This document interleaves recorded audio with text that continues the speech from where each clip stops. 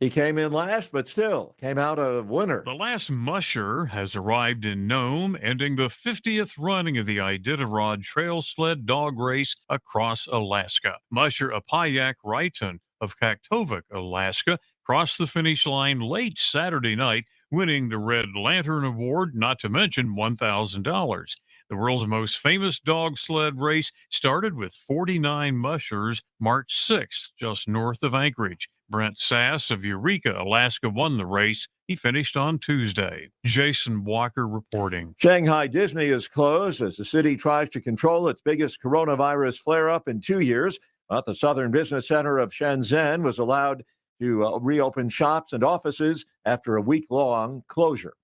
Once again on Wall Street this hour, the Dow futures down 54 points. More on these stories at townhall.com.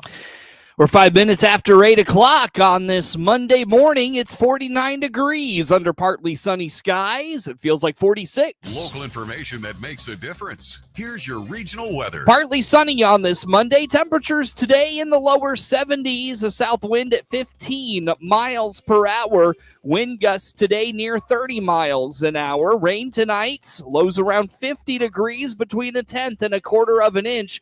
Tonight, southeast winds at 15 to 25 miles per hour. Rain in the afternoon on Tuesday. Breezy, temperatures in the upper 50s. A southeast wind at 15 to 20 miles an hour, and wind gusts Tuesday in excess of 35 miles per hour. New rain between a tenth and a quarter of an inch. Tuesday night, rain falling, lows around 50 degrees, a southeast wind at 15 to 25 miles an hour, new rain between a tenth and a quarter of an inch. Rain likely Wednesday, temperatures around 60 degrees, a 40% chance of rain on Thursday. Temperatures in the lower to mid 40s, and sunny Friday, highs in the mid 50s. Across central Illinois, as we roll through this Monday morning, it's partly cloudy, 52 degrees in Normal, 51 in Hayworth, it's 46 in Leroy, 45 in Farmer City, 47 in Champaign, 48 in Monticello, 52 in Decatur, 48 in Mount Pulaski, 52 in Lincoln, 54 in Springfield, 52 degrees in Peoria. 49, partly sunny in Clinton, feels like 46 outside. South winds are calm, 62% humidity, 10 miles of visibility this morning. Get the latest in local weather at DeWittDailyNews.com. CEO Paul Skowron here from Warner Hospital and Health Services in Clinton. Preventative health care protects you from infections, whether COVID, the flu, or other respiratory ailments. Schedule your appointment now by clicking our icon at DeWittDailyNews.com. When it comes to fire and water restoration, ServPro of Piatt, DeWitt counties can make your emergency or disaster like it never even happened. Find out all the services they provide by clicking their icon at DeWittDailyNews.com. Life is uncertain. Stop in and see me, State Farm Agent Jason France, on the west side of the Clinton Square, or click our icon at DeWittDailyNews.com and see how our full lineup of State Farm insurance and financial services can help protect your family. Local farm broadcaster Jared White covers the local agriculture news you need to know. Hear his reports by downloading the free WHOW mobile app. It's your John Deere, and it's here at Sloan Implement now during deer season. Right now, get your X700 series with 1.49% for 48 months. And every John Deere X700 Select series comes with a 4-year, 700-hour bumper-to-bumper warranty. 1.49% for 48 months. Some restrictions apply. See Sloan Implement for details. Offer ends 5/2/22. How will you make the most of your mow? Find out at Sloan Implement today. Hear Clinton Maroon live play-by-play this season on WHOW, the Big 1520 daytime, 92.3 FM in DeWitt County and 106.5 in Bloomington Normal all the time. Plus, streamed on DeWittDailyNews.com, the WHOW mobile app, and Amazon Alexa. Plus, tune in for Best of Clinton sports broadcast every Saturday morning at 10. All brought to you by Liberty Village, Nan Crane with Remax Choice, the 217 home team, Warner Hospital and Health Services, and Covenant Animal Clinic. It is 8 minutes after 8 o'clock on this Monday, 49 degrees, partly sunny, feels like 46 in Clinton. From regional radio, DeWittDailyNews.com, and the WHOW app. This is local information making a difference. Top of the morning. Thanks for being with us. Coverage of the WHOW Morning Show streams to Facebook and YouTube. It's brought to you by Peterson Insurance, your Pekin Insurance agent in Clinton.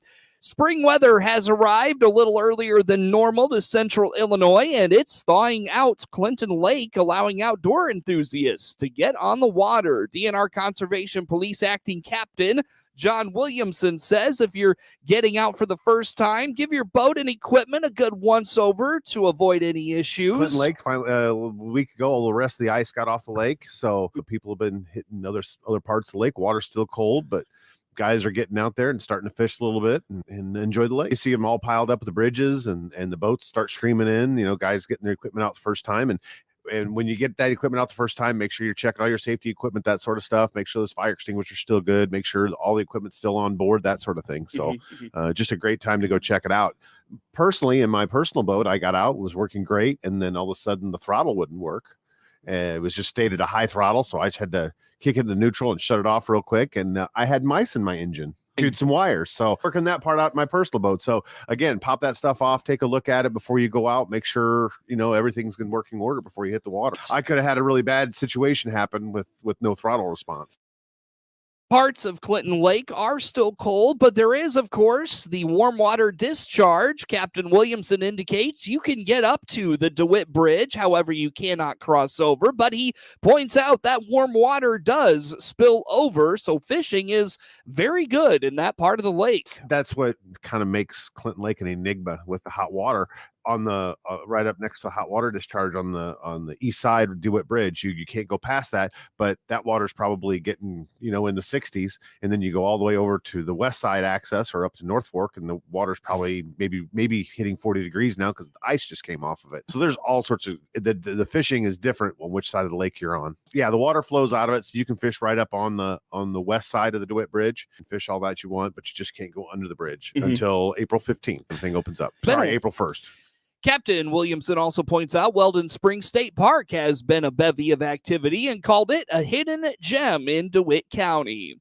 Mount Pulaski School Superintendent Fred Lamke has been outspoken about his desire for local control in matters related to COVID, and he and his peers in the last month have been given that local control back. Reflecting on the last month, Lamke indicates enforcement of masks went away in his district in mid-January in an effort to have some say in the mandate from the state of Illinois. Once the ruling started to fall in favor of Illinois parents and schools, he says it was like all their problems went away. Lamke believes local control, though, has now become an issue for Illinois parents because the state stripped districts of their ability to decide for themselves how to handle COVID protocols the last few years. I don't believe lawmakers are coming out to try and hurt students or schools. They just don't have a working knowledge of what it takes to implement these things they're pushing down on. And they don't understand the stress it puts on a school district to get these things done. And I think it's that factor. That's what we're missing, is that conduit between education and our legislature to understand what is possible and what is not. And that's one thing I know during the mandate we've been pushing for, to have better communications with the state board and the people that represent. I think it's like anything else. It's something that the public has taken for granted because the schools are always there and we will always teach your kids. Our doors will always be open and we will take care of those things. And then during the pandemic, that wasn't the case. And I think people came to realize that, you know, wow, what the school districts are doing for us and how difficult this job is. You know, when parents had to start teaching kids at home remotely, it really opened the eyes of people. And it's not that they don't appreciate it, but it's like anything else in the world. Once we've gotten used to it, we take it for granted. Lamke believes you'll start to see more and more school leaders speak out against mandates that come over the top from the Illinois State Board of Education and the governor.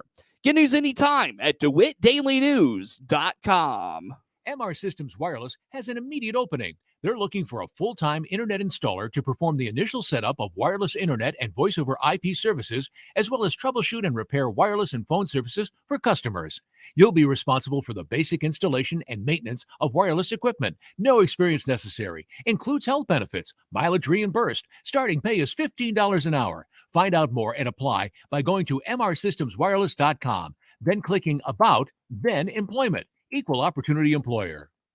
Your own home without the maintenance. If you're 55 or better, a beautiful Liberty Village villa could be yours. This is Erin, and I invite you to come take a tour of our move-in ready villa. Click the Liberty Village icon at DeWittDailyNews.com. Simply the finest.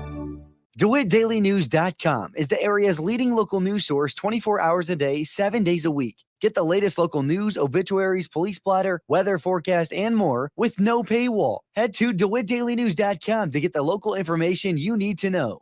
Agriculture byproducts are turning up everywhere. Consider, for instance, the relationship between hog farming and heart surgery. Today, valves from hog hearts are helping to repair human heart problems. During March 2022, we salute the men and women of American agriculture.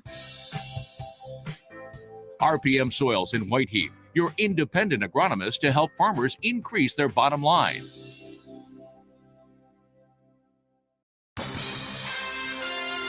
Time now for a look at sports. I'm Seth Lawrence with this report.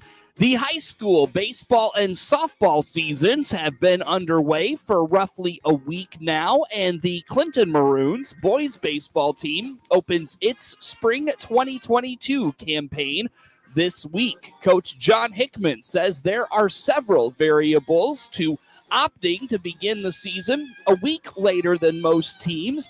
He points to the weather not allowing most teams time outside for the first few weeks of practices, but they also want a chance to get their pitchers' arms in shape. Well, it's been a little hectic. We've got kids all over the place. We've got kids that's in the play, and that's going on right now, and in and out with doctors this and doctor that. But overall, it's good to kind of be back to a normal scenario, unlike the last 2 years. And we're actually not going to start our first game until March 22nd. So we got a few more days, and hopefully we get that weather that they're calling for next week, and we can get outside on a consistent basis.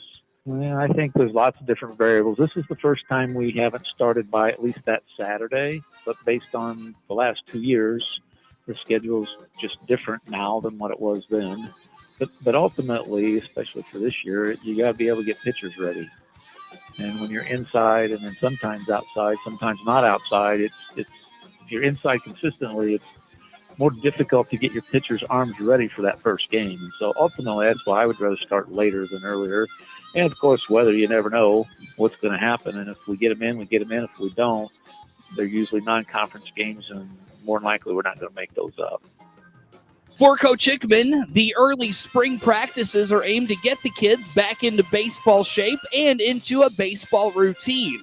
With several multi-sport athletes and kids doing other things, he recognizes some may not have been able to focus on baseball by the time practices start. Most of the kids haven't touched a baseball since either summer or last spring, so we got to kind of take it easy on their arms and not overdo it too early, because then you ain't going to be much good to you, a week or so later when they're not able to throw. So that's the biggest thing. And then kind of conditioning and get them used to being around and swinging the bat. And once we get them acclimated back into doing things, then it's more about getting some team defensive things done, which is what we're going to start today. So there's a lot of variables that come into play. And numbers, we're down to 19 now. So most of our JV stuff's going to be after varsity games. We're still working on a couple standalone JV dates, but right now I think we only have 3, maybe 4.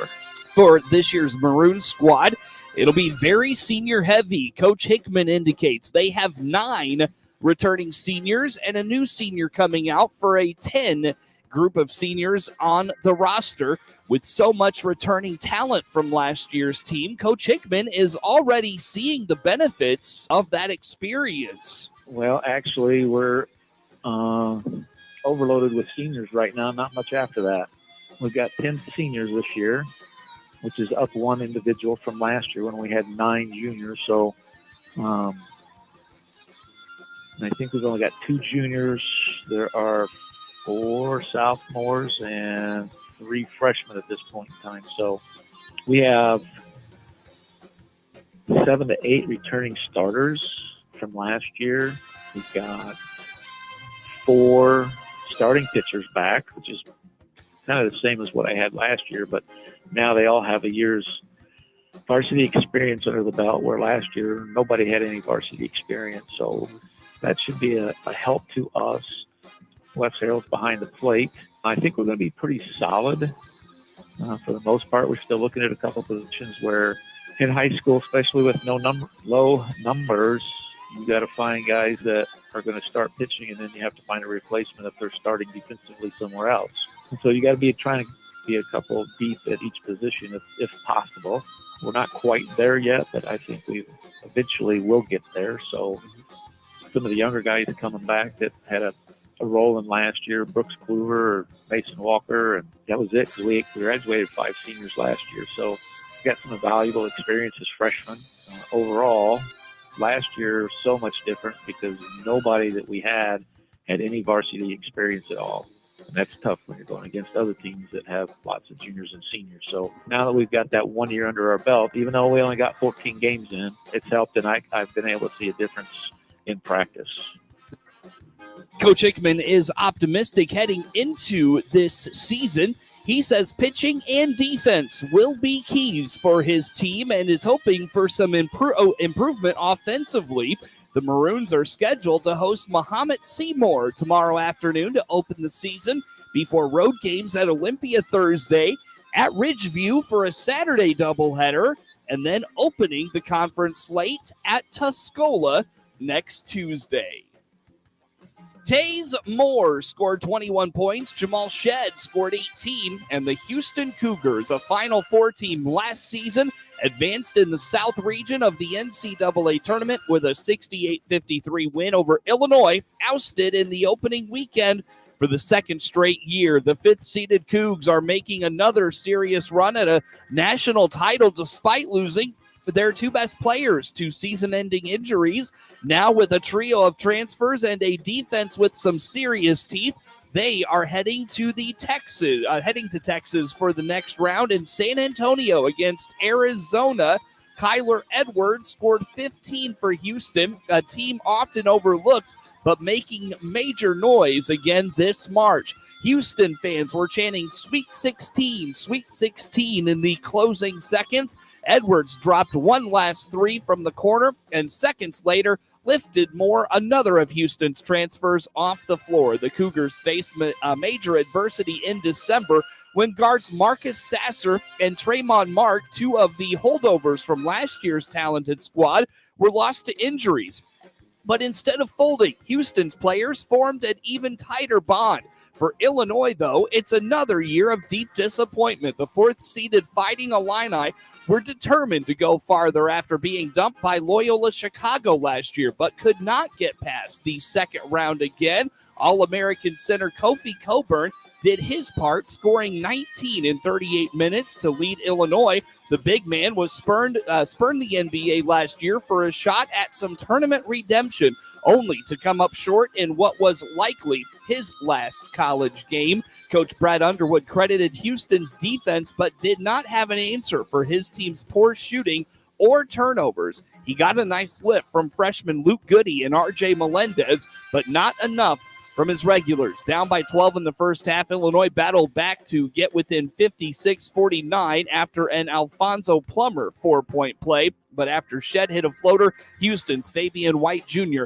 made the play of the game, racing into the backcourt, swatting a ball before it went out of bounds along the sideline with his left hand, right to Moore, racing down the floor for an easy layup. The Illinois baseball team dropped the Sunday rubber match at Southern Illinois 7-5 from Carbondale, finishing the weekend losing the final 2 games after winning a slugfest 11-10 Friday night. 5 Illini hitters registered multi-hit games, including junior Cam McDonald, who notched 3 hits and 5 RBIs to lead Illinois at the plate. He's now reached base safely in every game this season and is currently riding a 16-game hitting streak.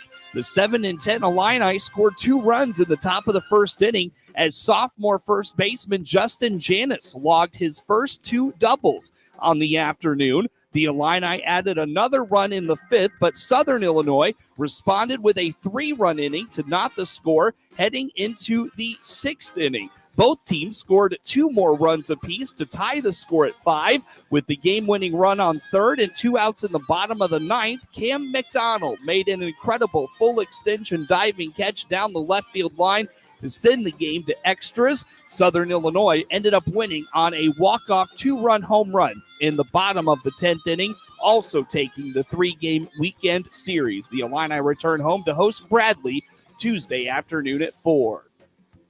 The Illinois State baseball team dropped a doubleheader at 19th-ranked Purdue at Alexander Field on Sunday. The Birds fell 9-2 in Game 1 and 7-6 in 10 innings in Game 2. ISU led 6-5 after 8 in the second game, but dropped to 7-8, while Purdue goes to 17-1.